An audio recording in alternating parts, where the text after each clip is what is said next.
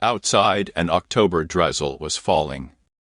Gray droplets streamed down the glass, merging into murky little rivers, and the whole world seemed just as colorless. The tea in her cup had long gone cold, her phone lay face down, and she didn't feel like picking it up. Andrew had written 3 days ago that he needed a break. A break. As if you could put 3 years on pause like a movie, and then come back and continue from the same spot. But deep down she knew there would be no continuation. It had always been like this. First, everything is good, the man is nearby, there are plans, talks about the future. Then he would start distancing himself, finding reasons for dissatisfaction, and she would try even harder, attempting to hold on to what was already slipping through her fingers. And in the end she was invariably left alone, with the feeling that she had once again done something wrong. Her mother's voice sounded in her head on its own, as it had for many years. Her mother had passed away 10 years ago, but her words lived somewhere deep inside and surfaced in the most difficult moments. Don't be like me, Tanya. Don't trust men. Live with your head, not your heart. Mom had said this often, especially in her later years, after father had left for another woman for good. Back then Mom would sit in the exact same way in the kitchen, look out the window, and repeat these words like a mantra. And her daughter would listen and absorb every word, not understanding that along with her mother's pain, she was also absorbing her fear and her distrust. 10 years had passed, but the voice hadn't disappeared. It sounded every time she wanted to trust, to open up, to believe. And every time something inside would clench, reminding her that she mustn't, that it would hurt, that all men are the same. Tanya got up from the table and went into the bedroom. She opened an old chest of drawers where her mother's things were kept. She took out a worn photo album and sat on the floor, leaning her back against the wall. In the photos her mother was young, beautiful, with a sparkle in her eyes. There she was in a white wedding dress, happy in love. There she was holding her newborn daughter and smiling in a way that made your heart ache. And then there were other, later photographs. Her smile became strained, her eyes lost their light, and even in family photos you could feel the tension. When exactly did Mom break? When did she stop believing in love and happiness? Probably not all at once. It probably happened gradually, day by day, when father came home later and later, when he brushed off her words, when he disappeared on weekends, sitting business trips. And she remained silent, endured, raised her daughter, and gradually turned into a tired woman, resentful of the whole world. I guess there's a curse on our family line, Tanya said aloud, addressing the photographs. All the women are unhappy. Grandma, Mom, now me. She remembered her grandmother. A stern, silent woman who always seemed old, even though she hadn't actually lived that long. Grandma had also raised her daughter alone after Grandpa left. The family history repeated itself from generation to generation like a vicious circle with no way out. The words hung in the air, heavy and hopeless. And suddenly she became so terrified that her whole life would pass in this cycle of repetition, that nothing could be changed, that her fate had already been written for her. That she would have a daughter, and she too would be unhappy, and so on forever. That evening she couldn't sleep. She tossed and turned, remembered all her relationships, and realized with horror that she had chosen the same kind of men. Different names, different faces, but the essence was the same: emotionally unavailable, cold, not ready for intimacy. And each time she tried to melt them, giving her all, forgetting her own desires, adapting, pleasing. And then she was surprised when they left. The next day, her friend Lena invited her over for tea. They sat in a small cafe near her house, and Lena listened silently until everything that had been bottling up came out. About Andrew, about previous men, about her mother's words that gave her no peace. "You know," Lena said thoughtfully, stirring her cup with a spoon, "I had a similar story. I thought I couldn't be happy because my mom suffered with my dad all her life, and he didn't appreciate her. And it was like I was repeating her path over and over again." "And what helped it?" Tanya asked without much hope, habitually expecting to hear something like "time heals" or "you just need to wait it out."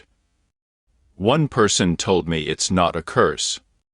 It's just a repetition. We live out someone else's pain because we haven't let it go.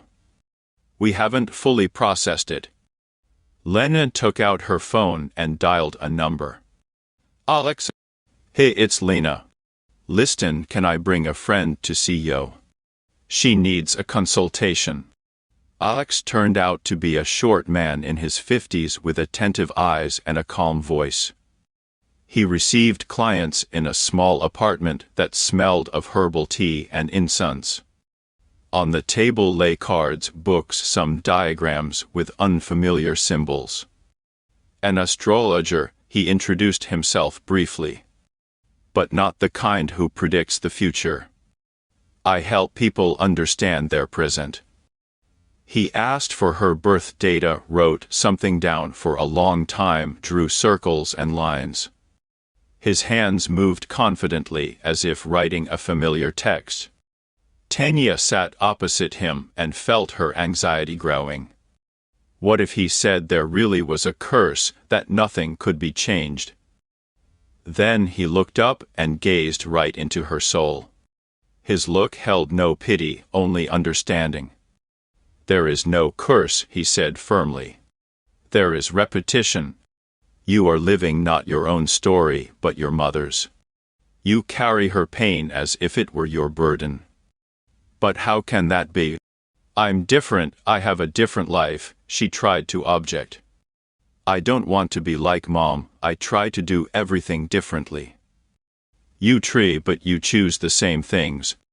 Because deep inside, you hold the belief that it can't be any other way. Your mother couldn't be happy, and you subconsciously repeat her fate. This is called a family script."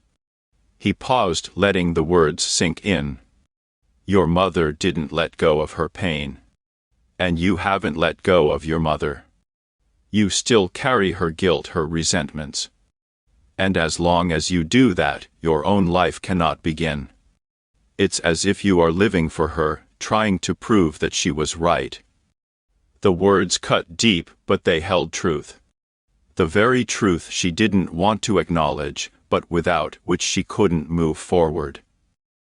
Tanya remembered how as a child she promised herself she would never be as unhappy as her mother. And now she looked in the mirror and saw the same sad eyes, the same resignation in her gaze. "What should I do?" she asked quietly, and her voice betrayed her by trembling. "Write a letter to your mother," Alex replied. "Tell her everything you didn't say while she was alive. Thank her for what she gave you. Let go of what doesn't belong to you. And choose your own path. Only after that will you be able to truly start living." But she won't read it. She's been gone for 10 years. She will read it, not with her eyes, but with her soul. And most importantly, you yourself will hear what you write. Sometimes we need to say words out loud to understand what we truly feel. That evening at home, she paced the room for a long time, not daring to sit down at the table. The sheet of paper lay on the countertop like a white reproach. What to write? What to talk about with someone who hadn't heard for 10 years? Wasn't it foolish? She even called her friend, wanted to ask for advice, but then put the phone down. No, this was her path, and she needed to walk it alone.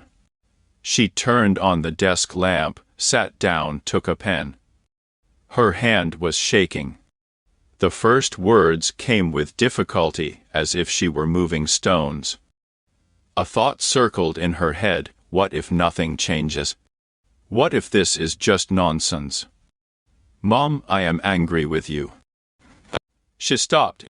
Her heart was pounding so hard it was audible in the silence of the room.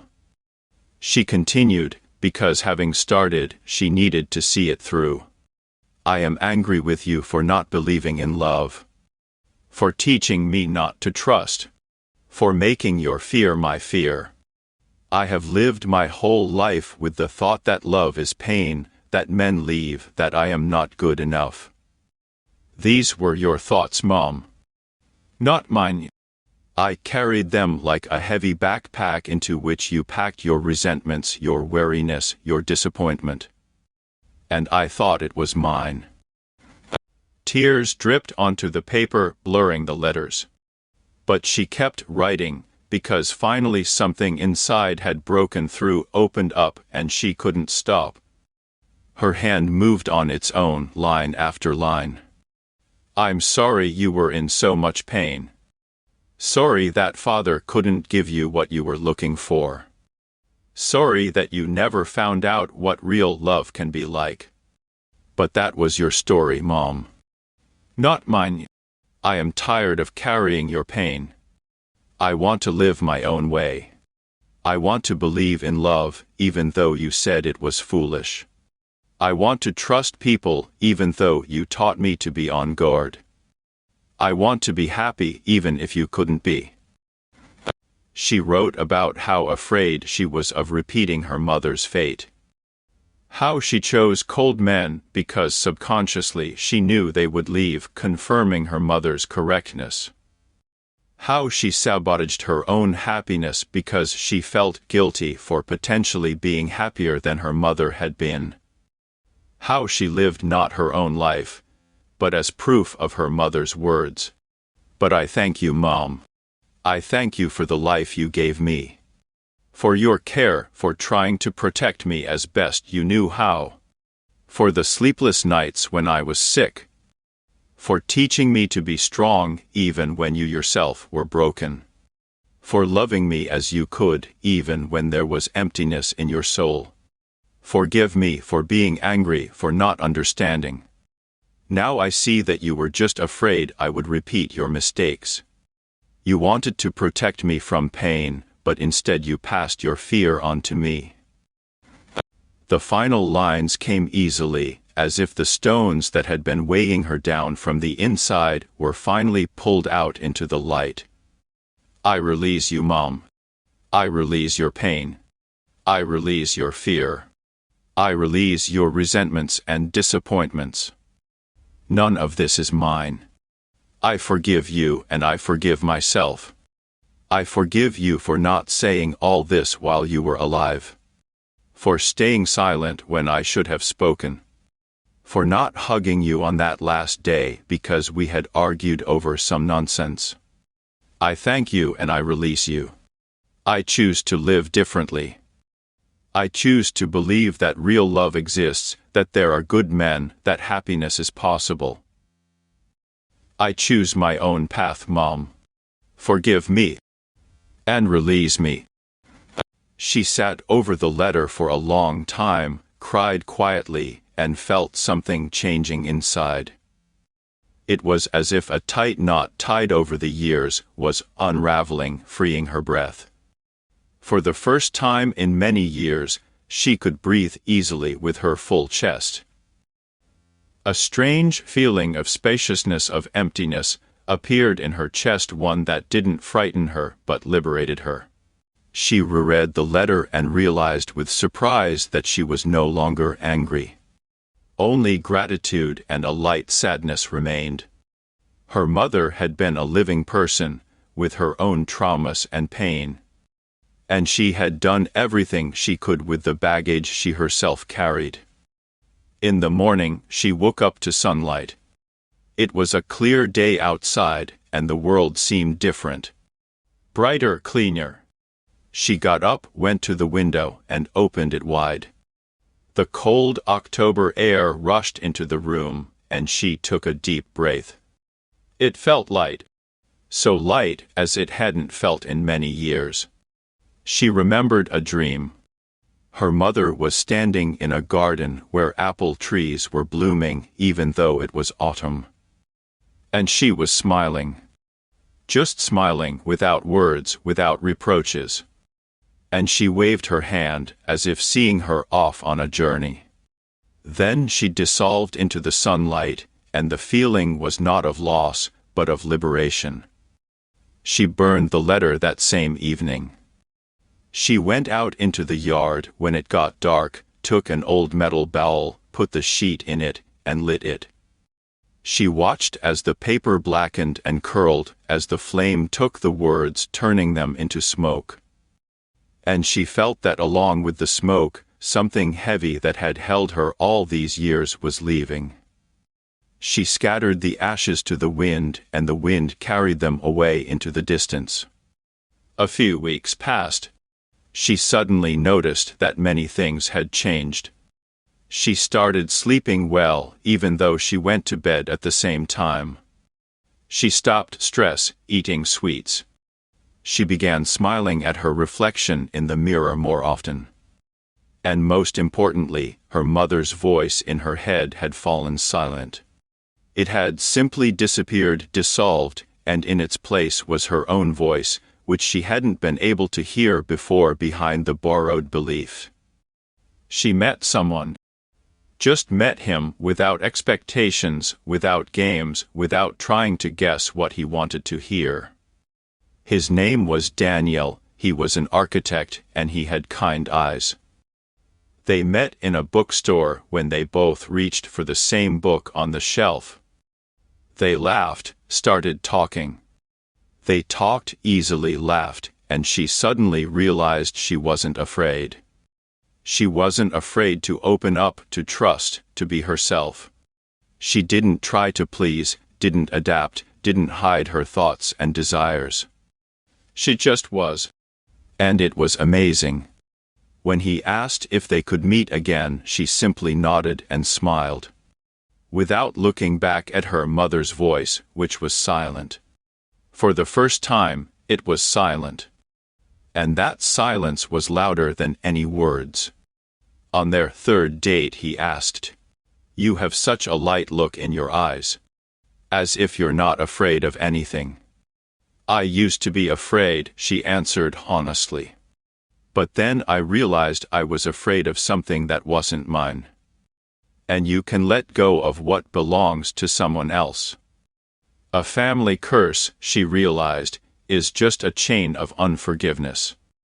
Pain is passed from mother to daughter, from daughter to granddaughter, until someone stops and says enough. I choose differently. And if even one person breaks this chain, the entire family line breathes more freely. Perhaps somewhere out there, in another world, her mother also breathed more freely, released from the need to keep her daughter close to her pain. She remembered Alex's words and decided that she would definitely tell other women about this, women who might also be carrying someone else's pain, not knowing how to free themselves from it. She told her sister first, who was also unhappy in her marriage, and blamed it all on fate.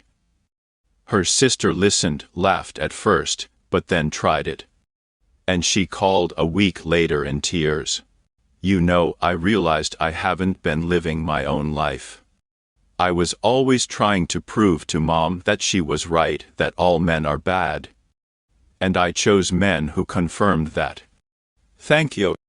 The practice turned out to be simple but effective. Take a sheet of paper. Write "I see you. I thank you. And I choose my own path." Write everything that hurts, everything that has accumulated over the years, everything that was left unsaid. Anger and gratitude, resentment and love. Read it aloud so the words sound in space, so they become real. Give thanks for everything, for the pain, and for the love, for the lessons, and for life. Burn the sheet or bury it in the earth, giving to the fire or the earth what you no longer need to carry. And take a deep breath. Feel the lightness appearing inside, how your shoulders straighten, how you breathe more freely. She tried it and it worked. Now she recommended it to all her friends who complained of recurring misfortunes, bad luck in relationships, the feeling that life was going in circles. Some listened, some brushed it off. But those who decided to try came back with gratitude and surprise in their eyes. Sometimes, all it takes to change your fate is one sheet of paper, honesty with yourself, and the willingness to let go of what holds you in the past. And to choose your own. Finally, choose your own. Not your mother's, not your grandmother's, not someone else's. Your own. And then life starts to flow differently. Easier. Freer. Happier.